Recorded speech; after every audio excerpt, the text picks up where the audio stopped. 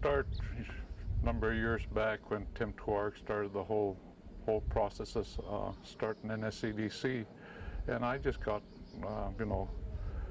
really didn't get that involved in it. I just want to see how it was going to develop, and it's amazing how fast it started from there on to where they're at now. As they had advanced so fast during time that herring season, salmon season was at its peak, and it's amazing how they improved the fishing industry around the area, not only here in the Unalakleet, but the whole Norton Sound area, from here all the way up to Nome. And speaking of Nome, that also includes the crab fisheries, halibut, and it's quite an improvement over the old days. What kind of, maybe, I'll wait for this guy here. Maybe tell me a little bit of a story, like what are some of the things that you saw happening after it began that started changing things? Well, actually, why don't we hold on? Like a little bit too much background noise there. Yeah. One of the changes which is interesting is on the herring fisheries. Is when we first started for NSEDC showed up, why it was very hard to sell our herring here in Unalakleet, as it was all sold to the outside fishermen. It was very hard for the local fishermen to get in and sell their fish to the different companies. And just for information, Kemp and Trident had a lot to do with it at the beginning, but it was still hard selling your fisheries. And then since NSEDC came in, why it made a big difference where for sure now you have a buyer.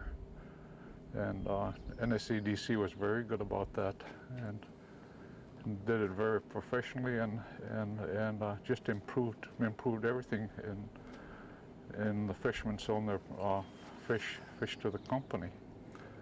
And it's quite a change from the old days to where they're at now.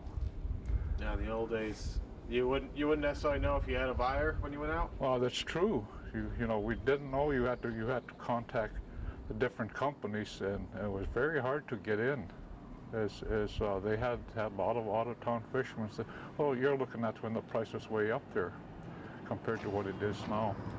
But it was hard, very hard to sell your fish on herring. But salmon, we never had a problem here, but it was always herring where we had trouble selling your catch. Now,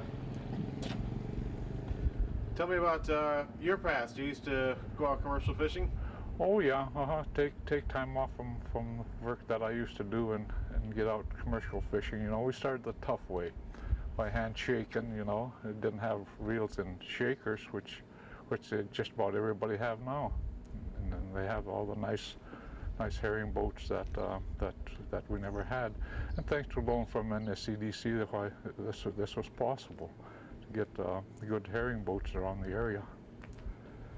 Now, tell me what you know about their loan program. I know that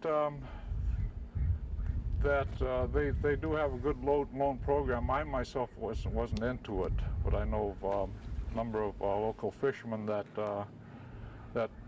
borrowed from the company through their boat loan program, and you just can't beat it.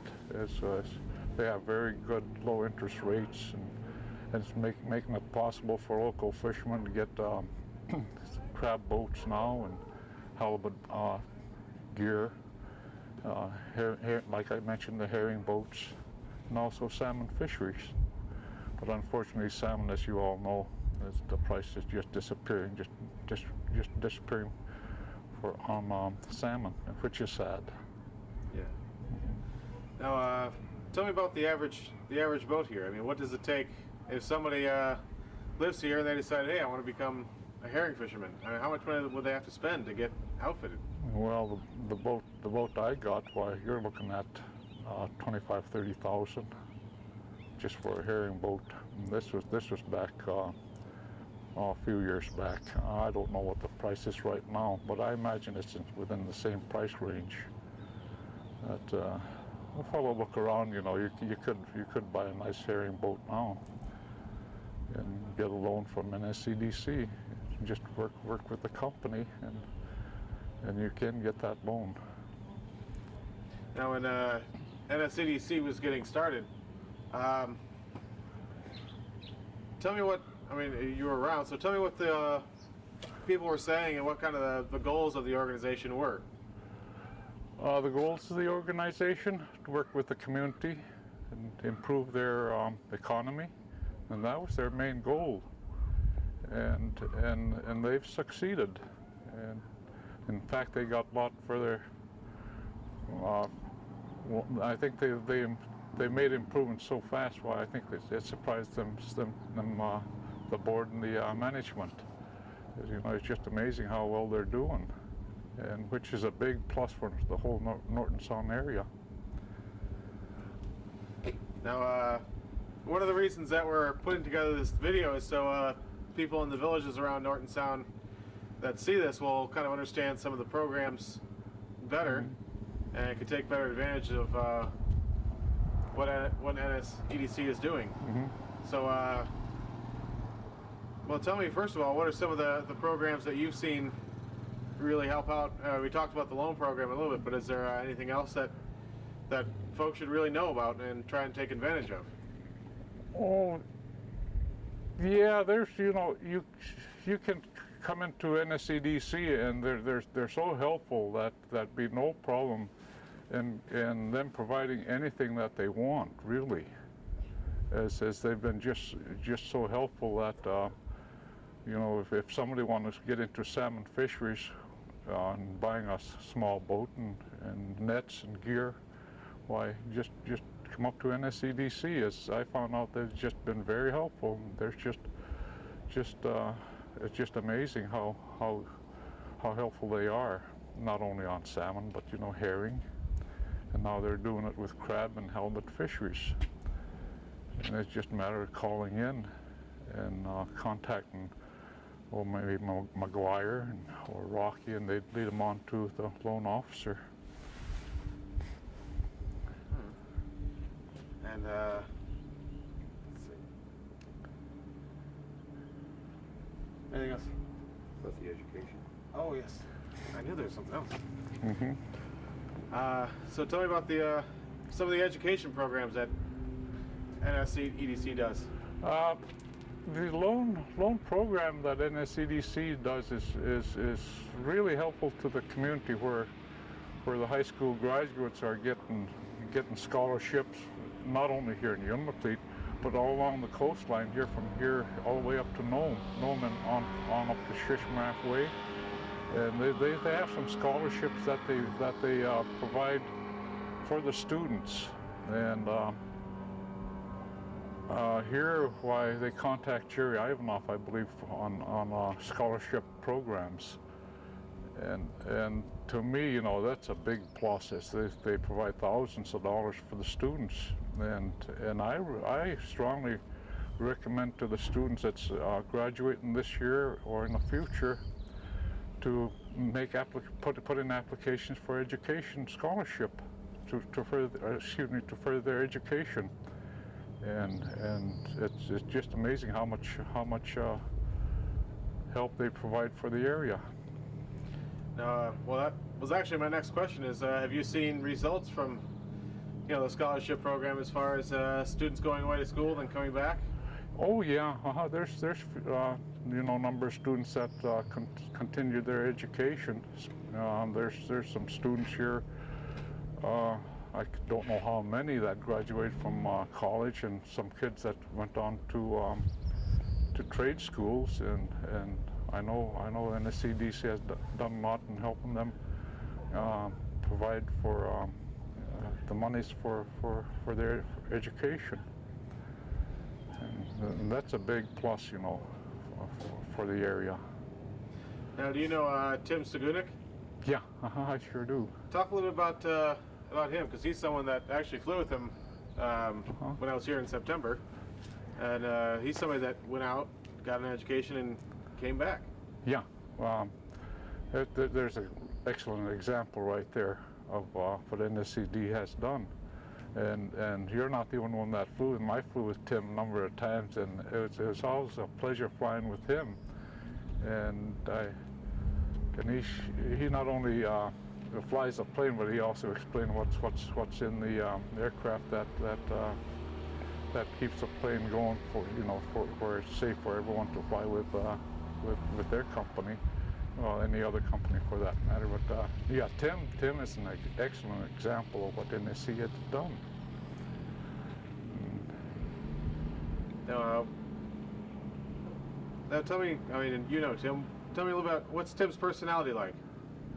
Well, he's easygoing, you know, a little quiet at times, but once he opens up, he has some interesting stories.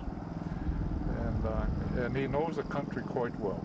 He really knows the country. And what makes it interesting when you fly with him, every now and then, you know, he'll tell you where he done his bird hunting, or you know, trapping, or whatever he used to do, caribou hunting. He knows the country quite well, as he traveled all over the country when he was younger.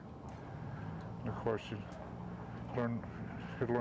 he learned that from a good teacher, his dad, Palmer. Yeah. Mm-hmm. Now, how does it make you feel? Because to see, you know, someone he was originally from Shaktoolik, but someone, you know, coming back to live in the area again, having instead of having a pilot from, you know, who knows where, that comes and stays here for a couple of years and leaves, how does it make you feel to have someone that's going to stay here? Well, it makes you feel, it really makes you feel good to see a local person doing good, traveling. You know the person, you trust him, you can just jump in a plane and just relax. It just makes you relax, is what it does. And to know that you're flying with one of your fellow citizens here around the area, rather than from somebody from out of town you don't know anything about. But to know what he has gone through, it does make it a lot more safer. You feel safer flying with him, let me put it that way.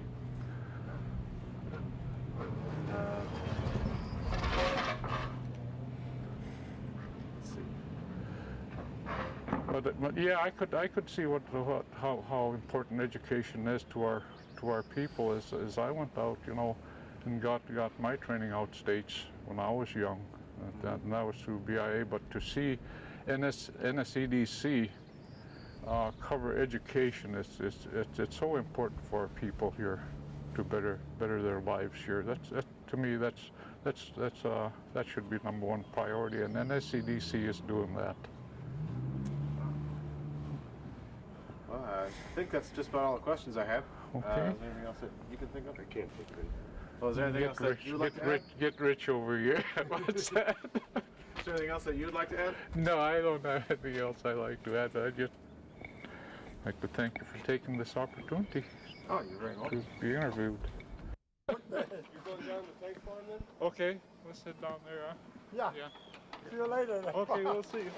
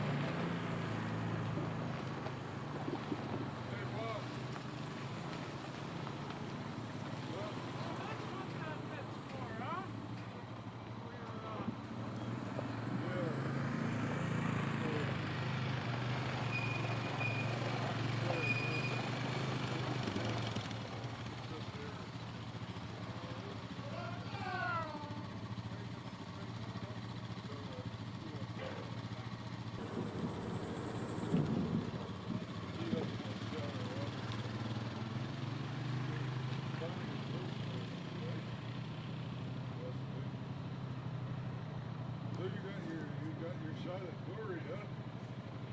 Hey, man, it's never too late to be famous.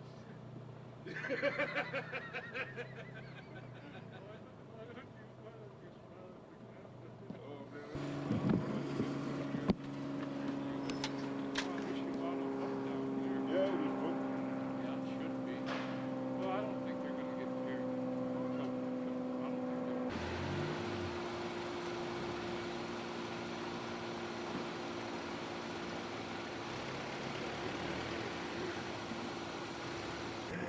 I had the perfect time, but I was about 50 miles off. So it's lucky I screwed up this year a little bit.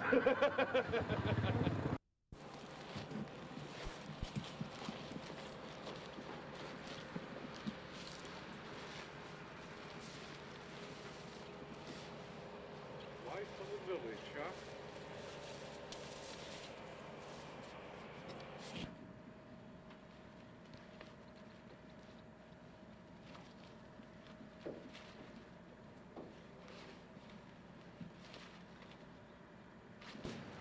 I wonder what he's doing. What's that? I wonder what he was doing to that seine. Yeah, that's to make his,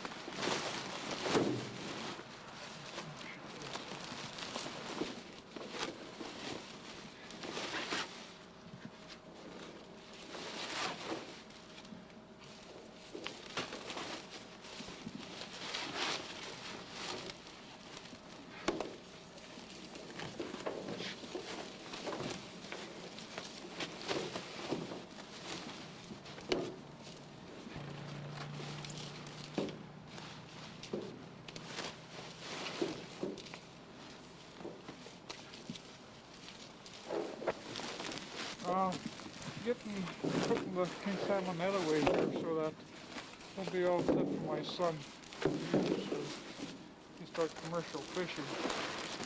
The only reason why they're taking out the boat is so that we could use this boat to go get some kelp in a few days from now off and down the coast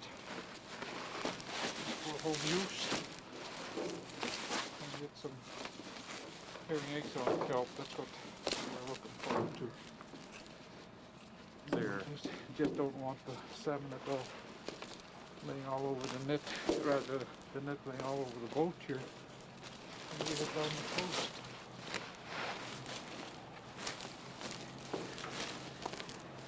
Now, when you're going for the kelp, is it primarily just to get the herring eggs then? Right, herring eggs on kelp. I'd like to get a couple, about maybe 10 gallons of kelp, get them solid for the winter, and also to share with people. What was that? Share with people this coming winter, and get the kelp put away. And you're saying about how much to get? About 10 gallons. Usually 5 for us and 5 for the others. By us, I meant the family.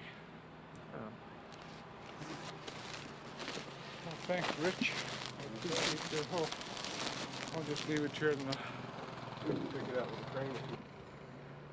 We can put it over the side now too if you Set? take it out. Yeah, let's just dump it.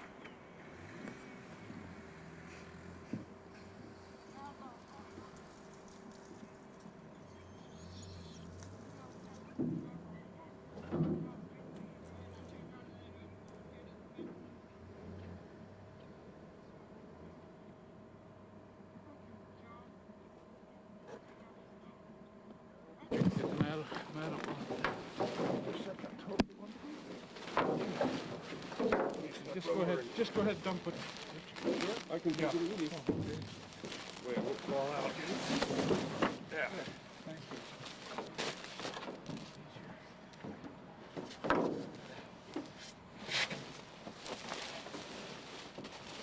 There. Now the boat's ready for kelping. That's your choice of chair there, right out of the office. What's that? Yeah. Does that work for you? Oh yeah. Yeah.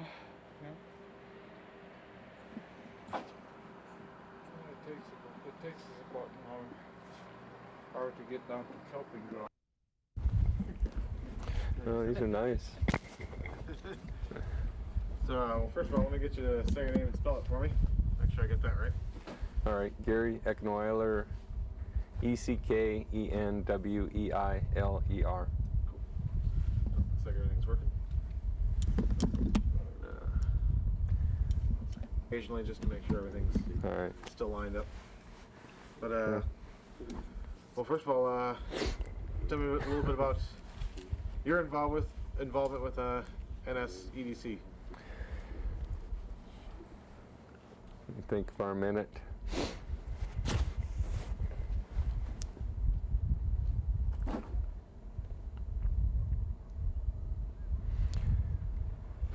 Well, I guess with NSEDC, they're, you gotta think, just give me a second. Yeah, it's no problem. What have I done with NSEDC? Sell fish to them. Trying to think if there's more. Yeah, so you got. Okay, I guess one you really want. You're next, Tim. First of all, first, let me just start by talking about yourself. When did you move up to Unalakleet? I moved here 16 years ago and had no intention of commercial fishing when I moved up here, so I was more into sport fishing. But if you live in Unalakleet, you just get involved with whatever's going on. And I teach over at the school voc ed classes, and one of the classes we've offered has been the Fisheries class, and NSEDC's sponsored that for quite a few years. And that's a class where we teach kids a lot of the basics, some survival and some net hanging and a few other things and navigation, and then we take the kids out fishing, teach them some safety and stuff. Now, have you seen students that you've taught in that class go on and are now out there fishing with you? Yeah, they're out there fishing and competitors too, so maybe we shouldn't teach them too good. Now, well, tell me a little bit about about the safety. You learn survival suits and navigation. Yeah, we do safety. We do CPR. We don't do EMT, but we do CPR in class, and a couple times we were able to certify the kids in CPR. And then we also go through survival, like survival suits and shore safety and cold water near drowning. And we use the series the state put out quite a few years ago on that. And I guess NSEDC's involvement in that has been a lot of kind of ideas that they'd like to see done, then also financial sponsorship too. Yeah. And you think that sort of thing, like starting folks off pretty young, thinking about safety when they're out in the water, do you think that's starting to make a difference as far as the attitude of the average fisherman? Oh, I hope so.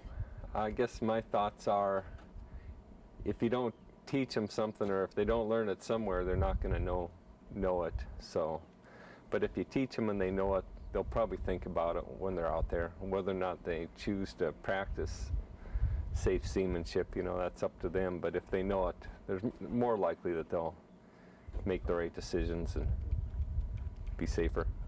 Yeah. And talk a little about your own experience fishing. So you came up here, and how'd you wind up getting started fishing?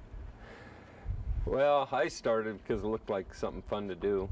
And as a teacher, I had a lot of time off in the summer, so for a lot of years I'd crew with my brother-in-laws, and I have a lot of them around here, so I was always busy, and mostly herring, and well, I'd go salmon fishing too, and we used to salmon fish here, which wasn't that far back. And as it goes, my intentions were to just stay as a crewman, because as a crewman you're always going to make money, but that changed. Eventually, I don't know. I started looking at this crab fishery, and it looked legitimate to me, so I invested into that. And what's happened? Well, I worked in the crab fishery with a couple different boats for about 7 years now. And it started off really small, just like everybody in town here, which was about, I think, 8 years ago, 8 or 9 years ago. We kind of all started out at the same time, and that was kind of when Charlie Lean kind of pushed to get this to be a small boat fishery up here, and he made it super exclusive for the crabbing here and kind of opened the door for smaller boats. And I started out just like everyone else, started out using herring skiffs, piling crab pots on and going up from there. And then kind of that's how I got into it. But as far as making money, I think it was, last year was the first year I really made any money. So it took about 6 years to get things paid off and get a decent boat and make money. Now, you were saying earlier that if NSEDC wasn't around you'd be scrambling to find a buyer? Yeah, more than likely. They were here. They kind of got into the crab fishing at the same time all the fishermen did here too, and they were in some instances initiated a lot of what happened. I mean, there'd be crab fishing whether they were here or not, but whether or not there'd be as much local people involved in it, I don't know if that would have happened. But they did a lot of things. They had programs for getting gear and stuff like that, and I took advantage of a couple of those. It's like a lot of people around here, and helped get a good start. So, and what do you think it'd be like if they weren't around? You went out crabbing, what would happen? I think if NSEDC wasn't around, I think we'd see a lot of boats from other places out here. There'd be a few people out here crabbing, but I think we would have been a little slower getting started. And in doing that, people from outside would have had a kind of more of a jump on it and would have had their foot into it a lot quicker than we would have, and then we'd be trying to catch up. Whereas it is now, I think it's the other way around. The outside boats are kind of trying to get their foot into it, and they're scrambling, trying to find buyers, and I think they're in a situation where they're doing a lot more work than we are for the money we're making, trying to get their crab sold and get it out of here and things like that. So it's made a big difference. And as far as your crab operation, what do you see in the next, maybe 5 years? I think in 5 years, I think crabbing's going to be really good, and that's just looking at what the forecasted biomass is. You can kind of, with crab, they do like a trawl survey where they trawl the bottom kind of randomly and see what's out there. And there's a lot of juvenile crabs, so it looks good for 5 years, but past that, I don't know. I think a fisherman now has to be a little bit short-sighted, where 20, 30 years ago, fishermen were real long-sighted. They'd invest and be thinking that they could, make money over a long period of time. But I think now you have to be a little bit short-sighted, and if you're not making a profit within 3-4 years, you got to really question what you're doing, because we see fisheries come and go so quick anymore. And Will, is there the only other question I really had for you is, how does it make you feel when you're involved with the school, as far as being a teacher and teaching kids stuff that they're really going to be able to use, hands-on right here? Oh, it's good. And I do a lot of that, not just in fishing, but as a shop teacher. But, when I do that fishing class, it's a lot of fun.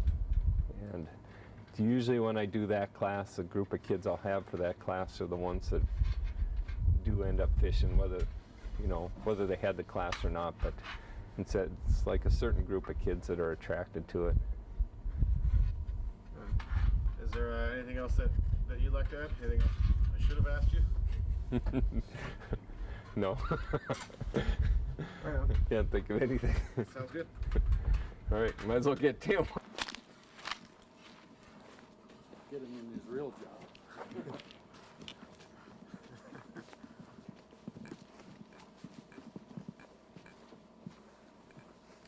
like 12 feet, huh? Yeah.